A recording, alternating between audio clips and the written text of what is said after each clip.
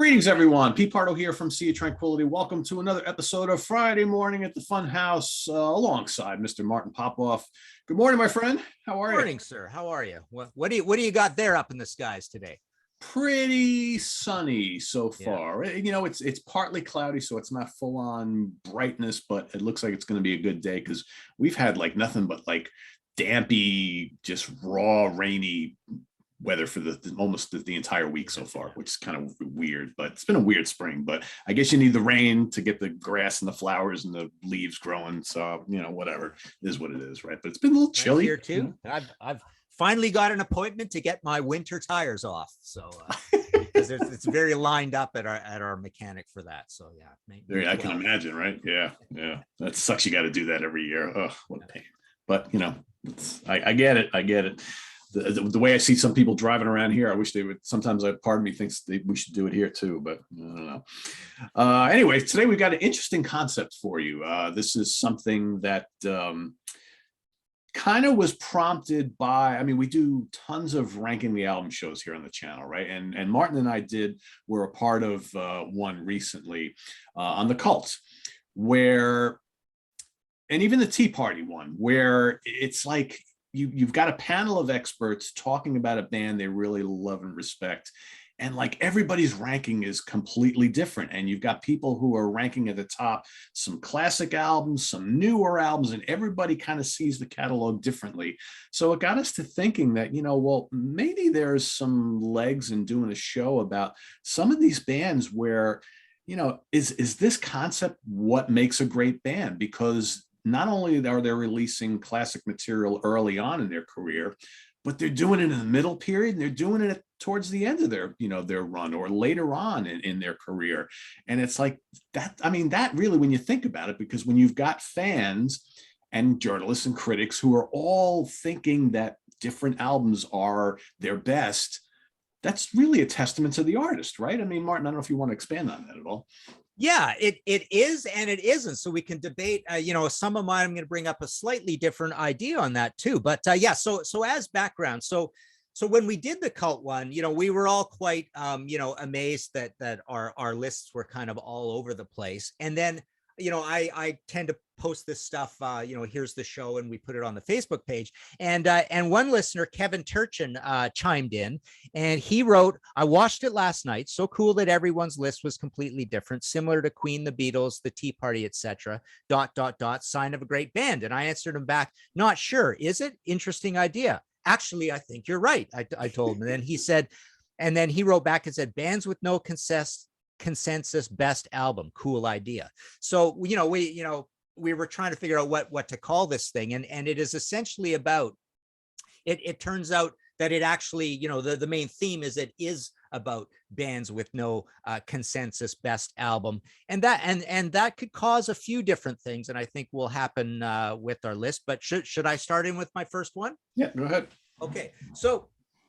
So my first one that I thought of was Deep Purple, because I took a lot of stick for essentially when we did a Contrarians show, one of our regular shows where somebody has a contrarian choice for a favorite album.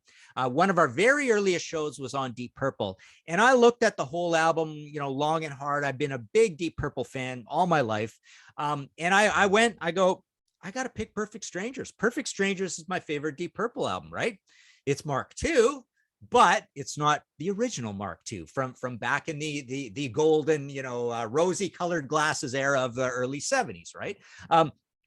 So as I argued throughout that show, it was a little bit of, I have to pick it as my favorite simply because of math. I love way more songs on here, and it adds up to a way more solid album than the other albums that I love usually have one or two songs that I'm definitely not a fan of. Famously, Machine Head is always going to be, pretty much everybody's choice for favorite Deep Purple album, but I can't stand Lazy.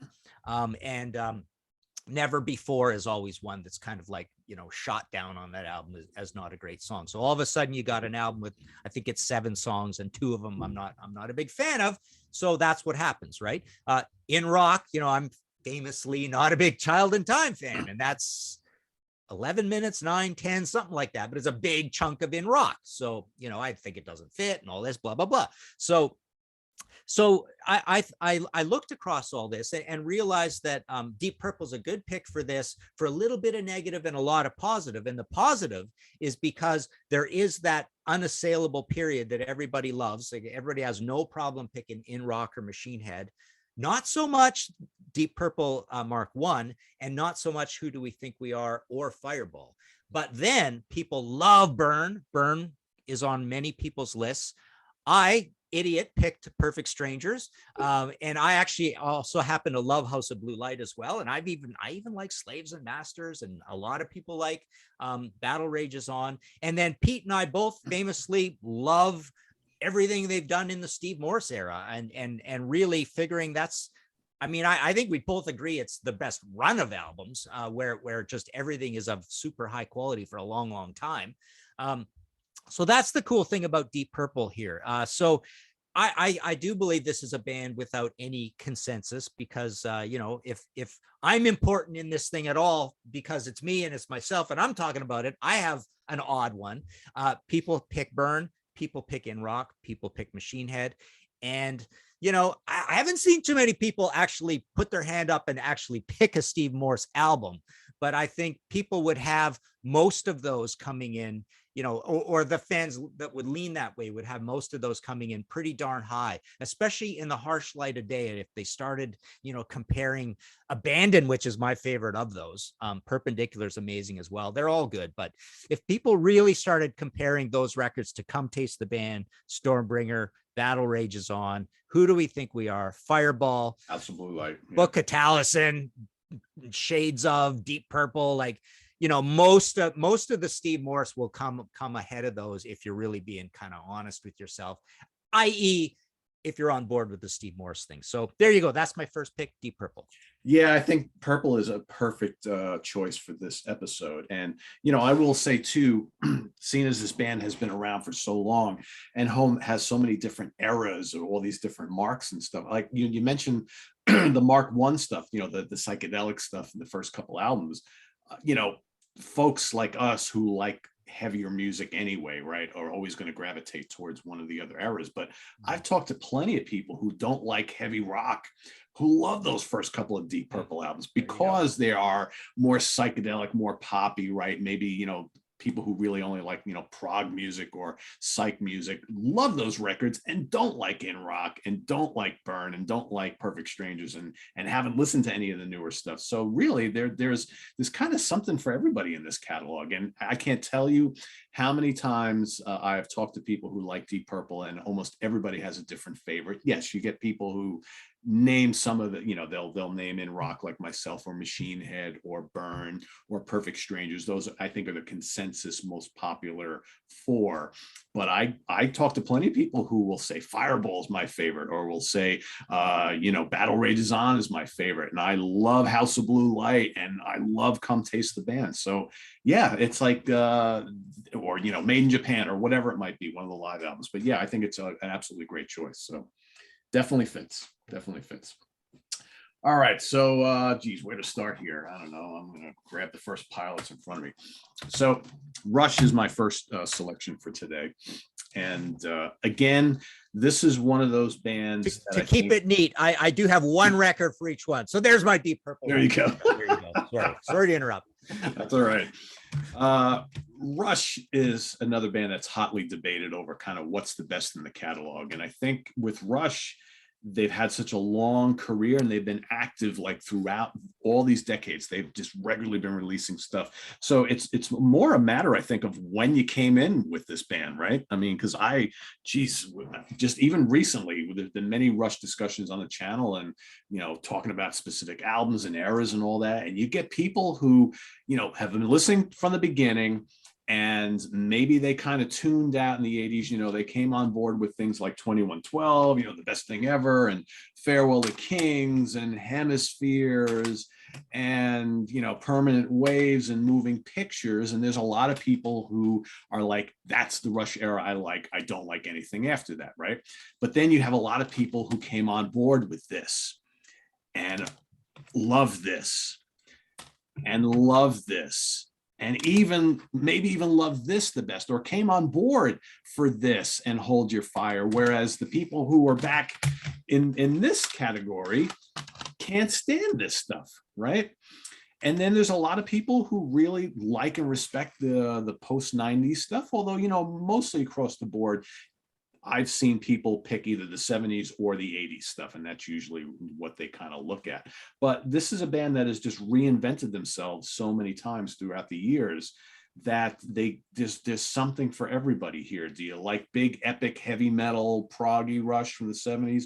Do you like the more kind of commercial, modern, futuristic, very keyboard heavy Rush from the 80s? Or do you like that Rush who went back to basics, to more kind of like just, you know, hard rock with like that 90s kind of grungy sensibility? Or maybe the really mature, you know, end period Rush of the last couple albums where they kind of went back to more, you know, kind of the 70s style of things. I don't know. There's like a little bit of something for everybody. And you got people who don't like Geddy's screechy vocals from the 70s and like the more mature Geddy of the 80s and 90s.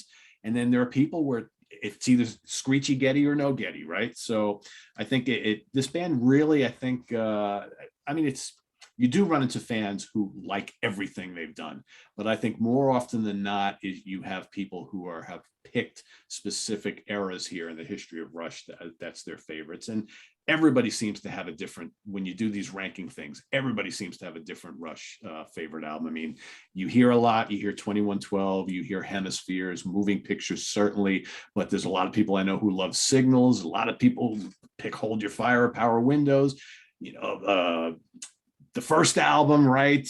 Even the odd person who picks Caress of Steel. And quite frankly, I love Caress of Steel, but the general public seems to think that's like a terrible album. I don't know. So yeah, there's my pick, Rush.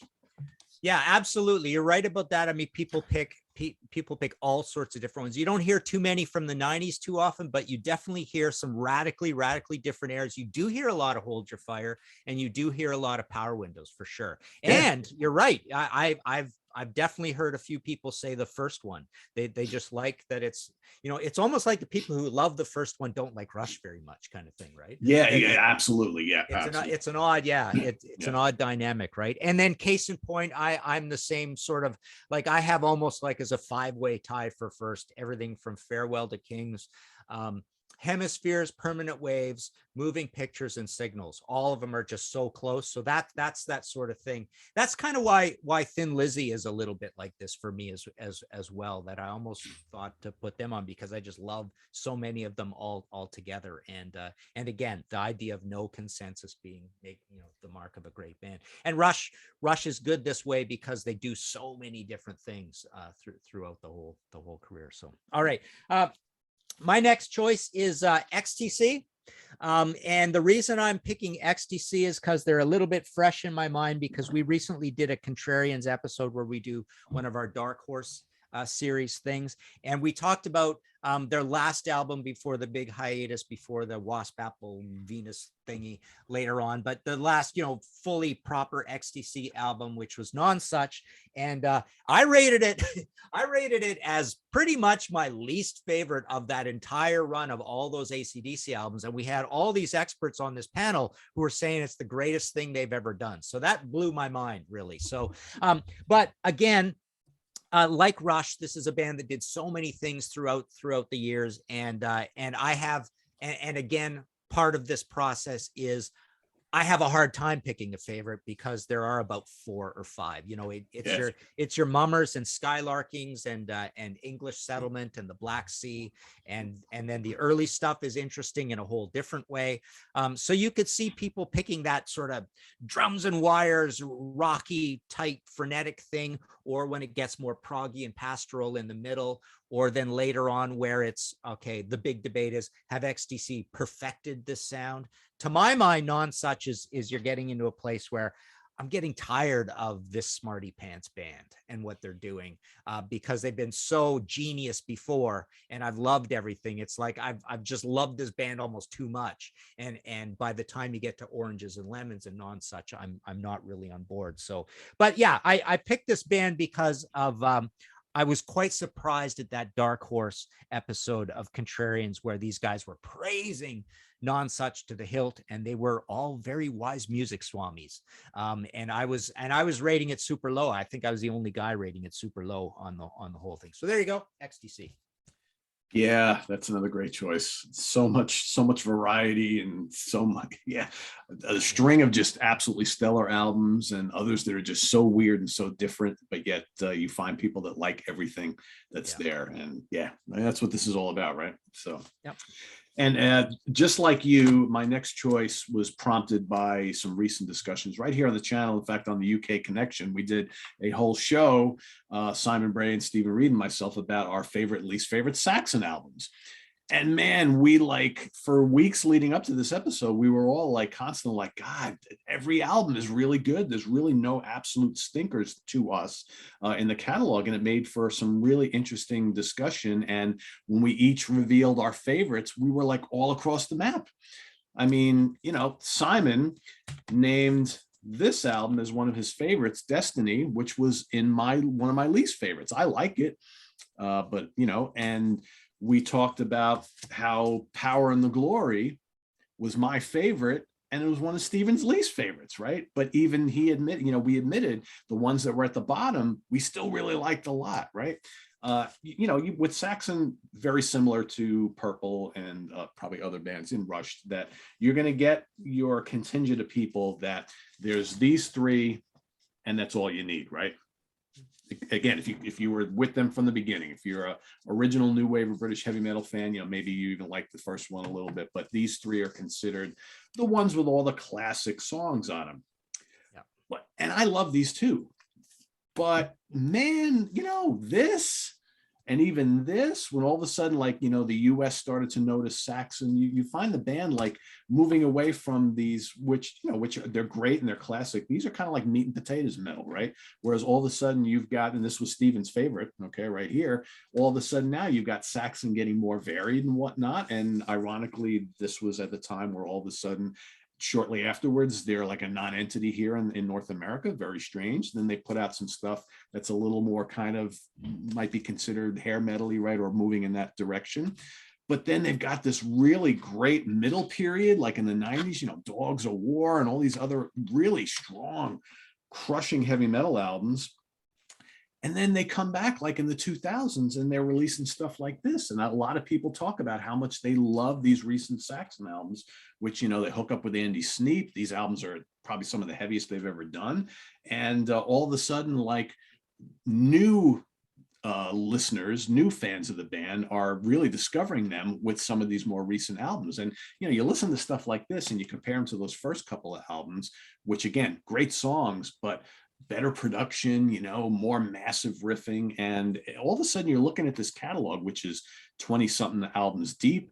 And it's really hard, especially for fans who have been with them the whole way and have listened through the whole catalog. I'm not talking about people who have jumped off the bandwagon after, you know, in the mid 80s. I'm talking about people who have, you know, consistently stayed with this band.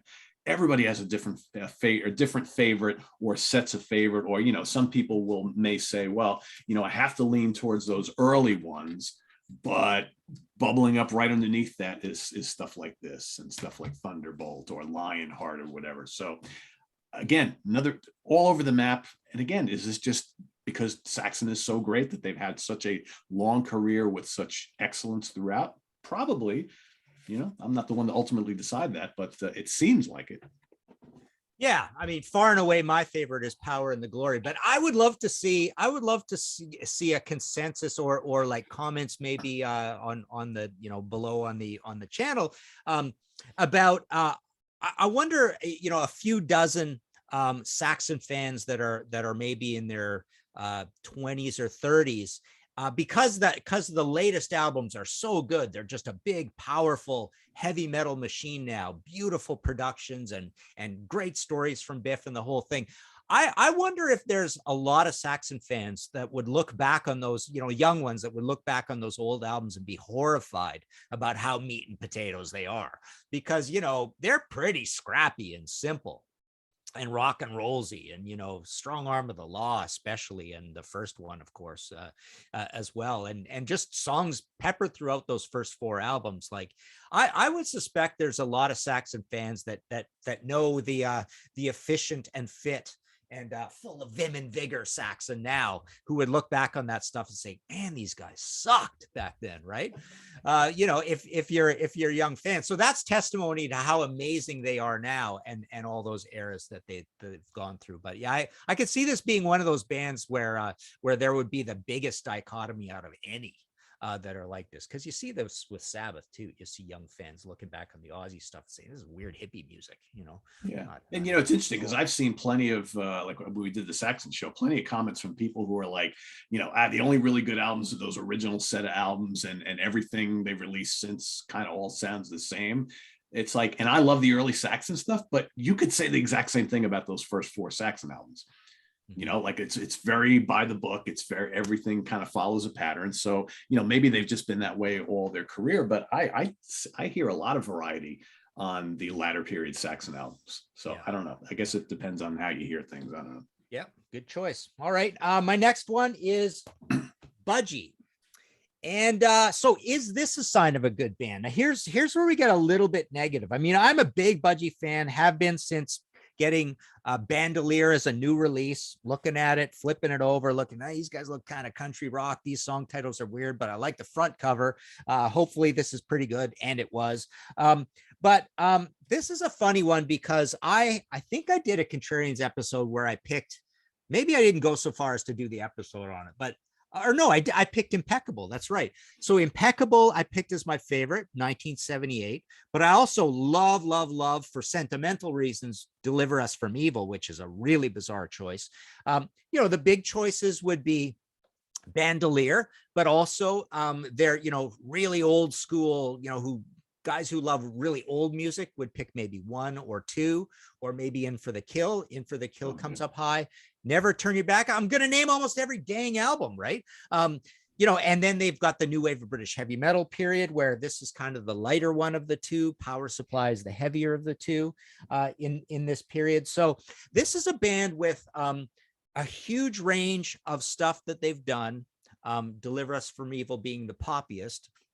And then they have a reunion album later on that people normally wouldn't pick. But the point of the matter is absolutely, this is a band that creatively fearless, will do anything. And that's kind of a good thing. And is it a sign of a good band? Probably. Probably the reason it's a sign of a good band is that a lot of really smart Budgie fans will drop down all over this catalog to pick their favorite. But again, I have a little bit of that negativity in here, in that I like a lot all of these Budgie albums, but I don't love any single one of them past about an 8.5.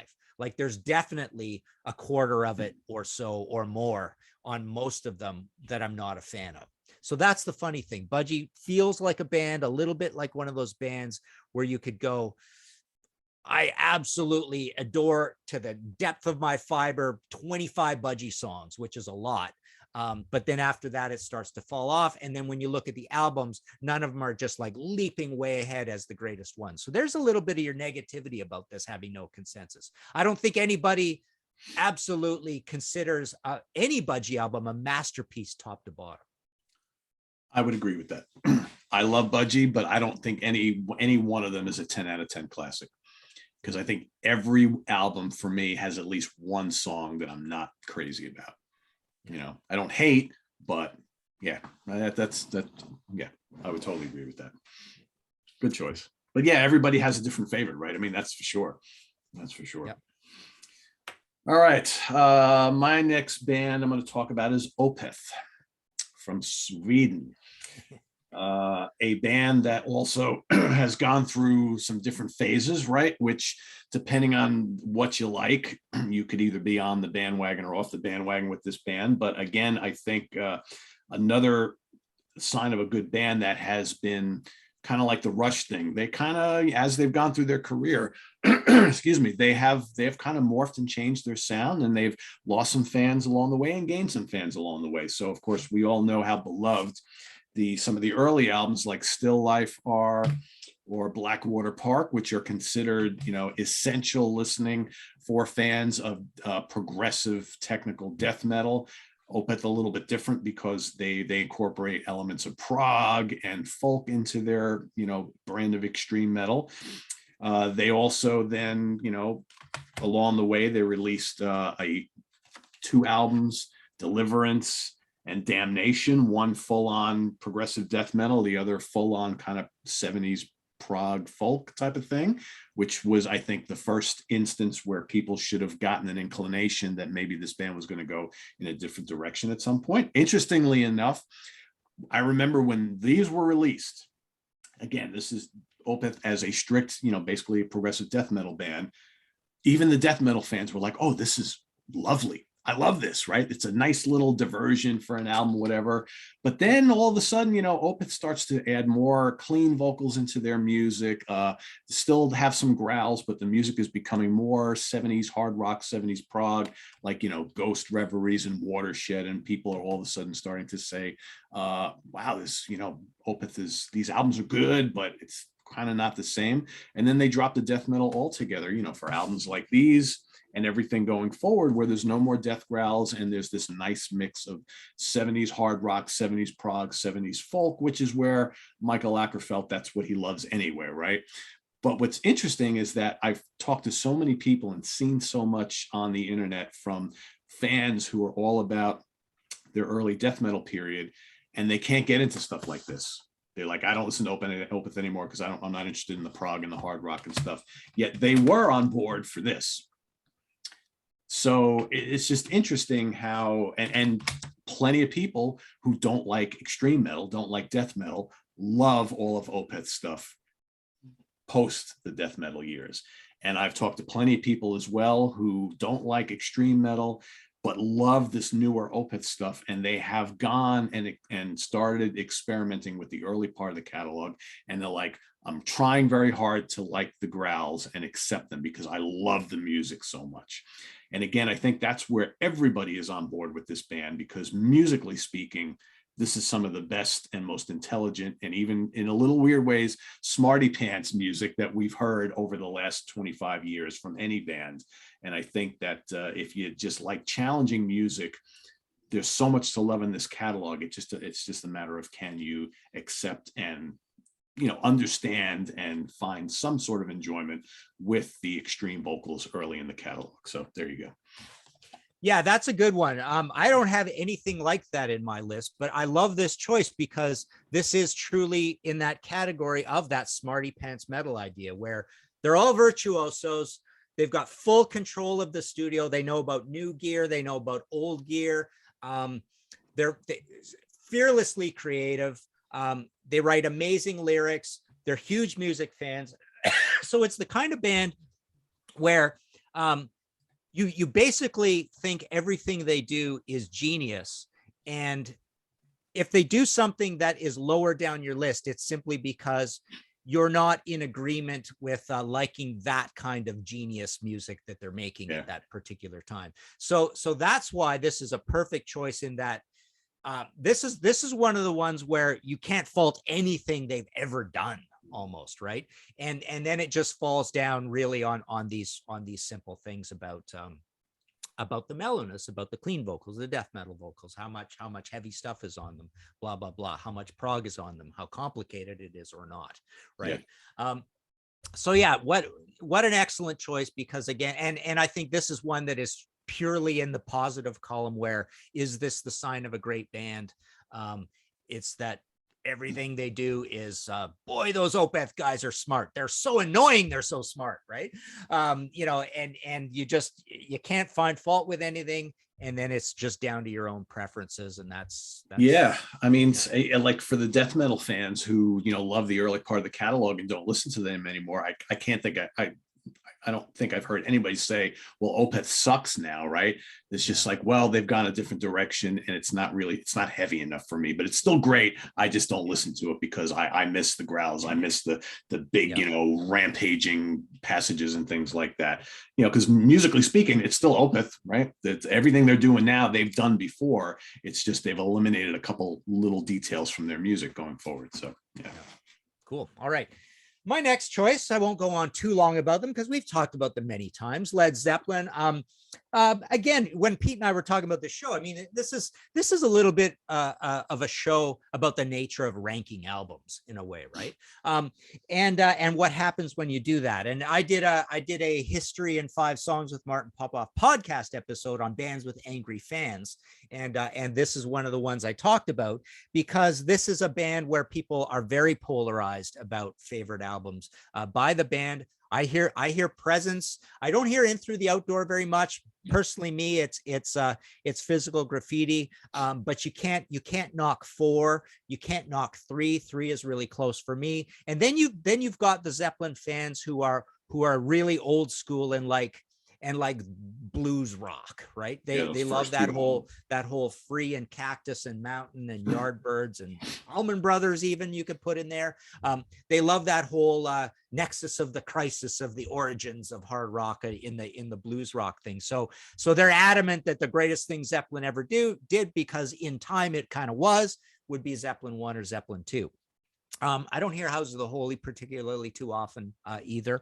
But yeah, I thought it was an interesting choice in that they really sort of, without knowing it, challenged their fans and made them all really angry at each other over what is the best Led Zeppelin album. So this is a pretty small catalog of 8 albums, and you just get a lot of debate. So is it the sign of a great band?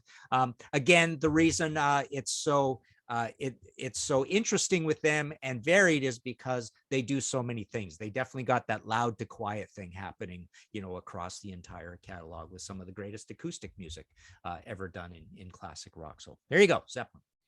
Yeah, this is a great choice. And Zeppelin fans always make me laugh because it's like everybody has their own favorite. And they feel that that's the favorite that everybody else has. So it's like, my favorite is Physical Graffiti, right? Oh, you're telling me your favorite is Zeppelin 3? No, it's got to be Physical Graffiti. That's the way it should be. My pick should be everybody's pick. Yeah. And people get very angry about it. I mean, you're talking about a band that doesn't have a lot of albums, and everybody you talk to has a different favorite. Can't we all just agree that they're all pretty great? And what does it really matter? In the ranking, it's like, it's like, I will be mad at you, Martin, because your favorite doesn't align with mine, but your favorite is actually my number 2, right? But no, but also the Zeppelin fans really love to put down the albums or 2 that they don't like. That's the nature of angry fans. It's like Kiss angry fans. There's a lot you really love complaining about too, right? Yeah. It's too funny. Yeah, there might be a whole show about angry fans, right? It's great because there are a handful of bands where it's just out of control. I have one coming up where it's one of those. But speaking of the Allman Brothers, the Allman Brothers are my next choice. So again, a band with a rich history, and another one of those bands that like started off with some great albums and then kind of like, floundered a little bit in the middle period and then came back many, many years later in the 90s and put out some of the best music they ever did, right? And the Allmans kind of have fit, when they were still a live touring band over the last 30 years, they kind of also fit into this whole jam band scene, right? So you had a lot of younger people who were discovering some of these newer jam bands at the time, who took to the Allman Brothers and accepted them as one of their own and accepted a lot of that more recent music. So you got the old school folks, like you talked about before, who were into this whole kind of blues rock thing in the late 60s. And, to them, it's albums like these, or this, which is the early part of the catalog, and the Fillmore concerts, right? The Fillmore live album. And that's the only Allman Brothers stuff you really need. But if you've been kind of following them all along, like me, I've been listening to the Allman Brothers most of my life. And when they came back in the 90s with stuff like this, I got to tell you, these albums are as good as the early ones. They're good in a different way. They're more modern sounding, but man, you get, the albums are a little longer. You get more material. You get, if you love guitar playing and guitar solos, they stretch out even more. And these songs went over great live. And if you had a chance to see the Allmans at all during the last, 30 some odd years, they would play music from throughout their career, all these albums, every night. They would switch up the set list every night, and fans just became accustomed to all of this all of this music from the entire discography night after night, and everything was fully welcomed into the set and became the classics that they are. And that, to me, that's a sign of a great band, because how many of these long-standing legacy bands go out and play live and they play their set list is from the same couple albums, tour after tour after tour. The Allman Brothers never did that. Sure, they would give you maybe Melissa, or maybe Whipping Post, or Memory of Elizabeth Reed, or there's those certain songs that they would have to play, if not every night, fairly often on the tour. But there were nights where you would go see the Allman Brothers, and I've seen them a ton of times, where you didn't get any of those big hits. You got all these deep cuts, and fans didn't care. They loved it anyway. So that's a sign of a really great band. And I think hardcore Allman Brothers fans love the entire catalog, and probably would give you different picks as far as favorite albums and songs and things like that, depending on who you talk to. So there you go. Yeah, that's a great pick. And that's a great idea of this whole thing that that bands later on figuring out, give the fans what they want. You like this about early Allman Brothers, we're going to give you more and more of that, right? And there's certain ones of these legacy bands that make those albums later on, and then they just become strong albums. And I love that idea about playing all those songs as well. That, like you say, that's another sign of a great band. Well, because if you play them often, the audience get used to hearing them live. It's not like a band who has been playing the same 12 songs for 30 years and then decide to mix some obscure stuff in there. People are accustomed to hearing the hits, so they don't want to hear those deep cuts anymore. But the Allmans were always into doing that, and so people got used to that tour after tour, show after show, kind of like the Grateful Dead as well, right? And kind of like a band I'm going to talk about in a couple of minutes. But that's how you get your audience accustomed to hearing things other than those classic songs and the hits, right? Yeah, cool. All right. Okay, so my last choice is Max Webster, and this is a certain specific category that I'm talking about them, or why I'm talking about them. So this is one of those bands with a fairly short catalog. It's not so short that it's ludicrous to talk about them, but it's not super long either. It's 5 or 6 albums, depending on how you count, kind of thing.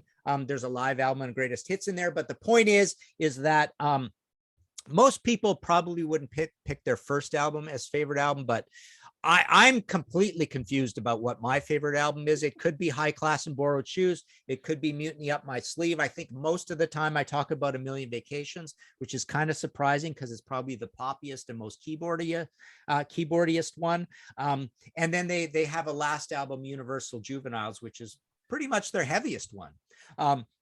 So yeah, it's interesting that this band is so good and of such a high quality, produced by Terry Brown, most of them as well. So the productions are amazing on their albums. Even the first one sounds really good for a baby band coming out of the gates. A Million Vacations is produced by John Beck, who's not really a known guy, but yeah, Terry Brown's in there on the middle ones, and the pristine, beautiful sounding Gary McCracken toms and stuff. But I wanted to pick them as a band that had this fairly tight catalog. It's all of a high quality, so everybody's naturally going to be confused. And other bands like that for me are Soundgarden, Gillan, and the Police. I always think of those ones all at the same time because all of them have catalogs roughly the same length, and it's all of a pretty high quality. And then if you ask people to rank them, because they're all 8s, 9s, and 10s, it's really hard to pick one above the other. So there you go, Max Webster, sign of a great band, short catalog, all great stuff. Yeah, I would highly agree. I love the catalog, and sometimes I hate the catalog because I can never pick my favorite, and it changes like the wind because they're all so good. There have been times where I've thought the first one might be, but yeah, everything that came after that is just like every day I like one a little bit more than the other. And it's just one of the great underrated bands of all time. I think a lot of people ask for, who are your favorite underrated bands? Who do you feel are most underrated? Max Webster is always at the top of the list. Yeah, it's a great choice. All right, so Martin talked before about Led Zeppelin, about a band that has lots of angry fans. Well, to me, the band of today who has the most angry fans is Dream Theater.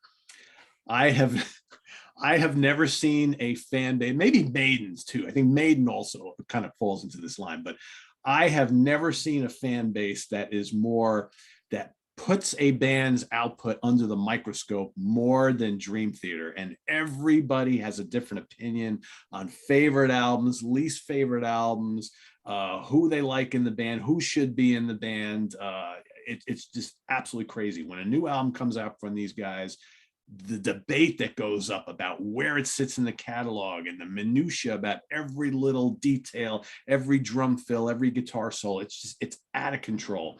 And I've enjoyed kind of following this over the years because I love the band. And I always look at like the fights that go on all over the internet when it comes to Dream Theater. Because of course you got people who are like, well, you know, it's never going to be as good as this or this or this, which, you know, are probably the three most beloved albums in their catalog. But, you know, there's a lot of people who love stuff like this, the kind of the mid-period, myself included, or this, which was their big, heavy album. Oh, it's too heavy. It's not proggy enough, and doesn't have as many hooks. But a lot of people love the heaviness of that. Then Mike Portnoy leaves a couple of years later, right? And there are people who won't listen to anything post Portnoy, but there are people who jumped on board late and love the stuff with Mangini like this, or the most recent albums. You know, they kind of came back with two really strong albums in recent years. This is the brand new one. And all of a sudden, well, people are like, well, Dream Theater is back, but still it gets debated. Everything gets debated. Well, yeah, this is a great album, but is it really as good as this? I don't know. And people comparing and contrasting, it's just like, and to the point where your head wants to explode. And honestly, I don't see that stopping anytime until Dream Theater call it a day. I think this band will be forever debated and poured over, everything in their discography, their live shows. But I think it's not surprising because we know how much attention to detail the band themselves give their music. And it's kind of moved on to the fan base who now look at their music in exactly the same way. It's a very meticulous analysis of everything they do. They're completely under a microscope. And quite frankly, for me, as kind of an outsider looking in, because I tend to not want to take part in all that kind of stuff, it's pretty intriguing to watch and see it all unfold. And I guess that's going to continue while they keep going on. Yeah, to me, they're in a camp with Opeth where they're operating at such a high level that you're just driving your fans insane because they know it's all genius stuff. Yeah. And they now, you know, have to debate picking, and it's hard to pick because again, it's like they know the guys know what they're doing. There's no writer's block going on. They're virtuosos. The productions are pristine. There's nothing there. It's different than Maiden because Maiden is not always operating at a high level. There's lots of things to debate with Maiden all over the place, right? Where you go, these guys aren't geniuses. I love what they do. I have a passion, and is abstractly I love this and I love that, and Kevin Shirley this and that. You know, everybody's all over the place, but it's not because everything is absolutely like you really trust that they super know what they're doing and they're operating like an Opeth or a Dream Theater. Yeah, I think with Maiden, it's more about does this new album suck and does it compare to the classic albums, right? Whereas with Dream Theater, it's not about sucking. I mean, Ivy, you mentioned production before. With a lot of these more recent Dream Theater albums, because you really can't say anything bad about the music, people have been looking towards really nitpicky things about the production, and that's what they fight about, which, you know, it just goes to show you the quality of what you're getting, that you're looking at the real minutia and looking to have an argument about it, right? Yeah. Cool. All right, we have some honorable mentions for you. Martin, you want to toss a couple out there? Sure, let me see. Well, UFO was one I almost wanted to talk about because, you know, I'm a big proponent of No Place to Run, Wild Willing and the Innocent, Mechanics. And usually when I talk about those to defend those choices, I usually say, yeah, but does anybody really think top to bottom, you know, a certain Michael Schenker era album? You know, again, it reminds me of what I said about Budgie, where people love 25 of those songs, but all over the place, not one album stands out above the others. And I almost feel like default, I fall to one of those. So that's a funny one with a tiny bit of negativity to it. Peter Gabriel's an interesting one. I just did a Contrarians episode with a buddy of mine, Ralph Chapman. It's an amazing episode. I can't wait till it goes up. He defended Peter Gabriel 2 as the greatest Peter Gabriel album. It's really, really good stuff. But again, this is one where I looked at all the rankings. People are all over the place because, they all do different things. Who else did I add? I had Mastodon that totally fits in the Opeth camp and the Dream Theater camp. It's like you really can't fault anything they're doing. So what do you pick? And that's about it. That's about it for my honorable mentions. Yeah, I got a couple. So Marillion is one. And I think, Marillion, it's because it's basically a tale of two bands, right? You got people who are very loyal to the early Fish era and really haven't given the Hogarth era a chance. You get people who jumped on board with the Hogarth era and the early Fish stuff is kind of dated, right? And then you get the people who really have just followed them all throughout their career and like all sorts of different things. So there generally doesn't seem to be a consensus. And even like the people who are the Fish fans, they have a hard time picking which is their favorite album. Is it Clutching at Straws, Misplaced Childhood, Script, what is it? And then the Hogarth stuff, you have a lot of standouts there too. So that's one. Gentle Giant's another one. And again, you talk about this band, a band with just kind of a short run, right? So they were active throughout the 70s and have, 8, 9 albums, something like that. And while there is a general consensus of like 1 or 2 stinkers in the catalog, all the other albums, generally speaking, are cited as favorites by many people. It's, is it Power and the Glory? Is it Octopus? Is it Three Friends? Is it In a Glass House? I mean, everybody picks like a different one. And you could talk to 10 Gentle Giant fans and they will all pick a different favorite album. All right, there's that. And my last one is King Crimson. So again, another band with different eras, different lineups. Everybody has their favorites, all really good. I talk to people all the time. We do shows on the channel about King Crimson, and one person will pick In the Court of the Crimson King. Another will pick Red. Another will pick Discipline. Another will pick Thrack. Another will pick, Three of a Perfect Pair. Another will pick the second album. Another will pick Lark's Tongues and Aspic. It's like all over the map.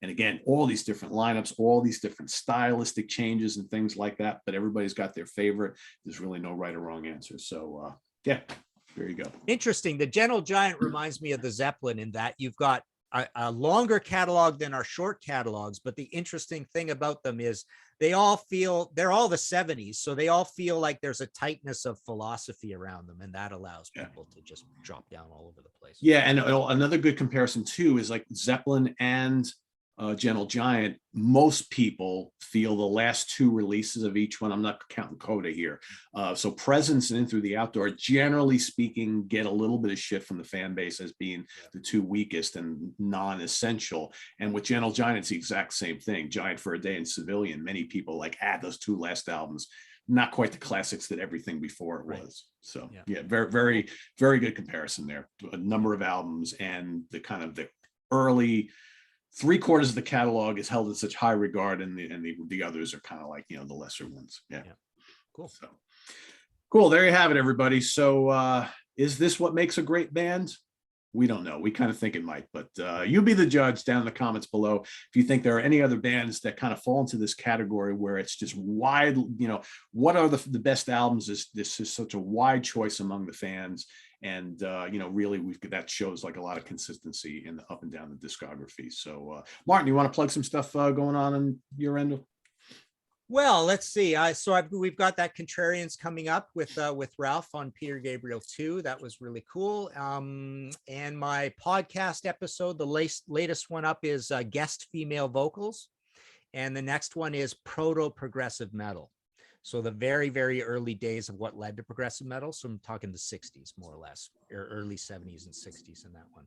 So so Contrarians, History in 5 Songs, martinpopoff.com for all the books. There you go. That sounds like a fascinating episode. I'm gonna have to be tuning into that one. Very cool. Sounds good. So everybody, thanks for watching upcoming programming here on the channel. We've got the UK Connection happening tomorrow. Stephen Reed, Simon Ray, and myself will be once more dipping into some concert favorites, favorite concert experiences. And then we've got on Sunday, we've got album homework assignment, myself going head to head with Mr. Chris Allo. So stay tuned for that on Sunday. And then of course, Monday starts all over again with the Hudson Valley Squares. Our topic for Monday is our top 5 favorite albums where Mr. Cozy Powell was playing drums on. So that's happening on Monday. So stay tuned for that and a lot more. Please subscribe if you haven't already. Click on that notification bell. We also have the links below to our Ko-Fi page and our merch page where you can get all sorts of cool Sea Tranquility stuff like this wonderful Hudson Valley Square shirt. And thanks for watching, and we'll see you next Friday here at the Funhouse. Take care, everybody. Bye-bye.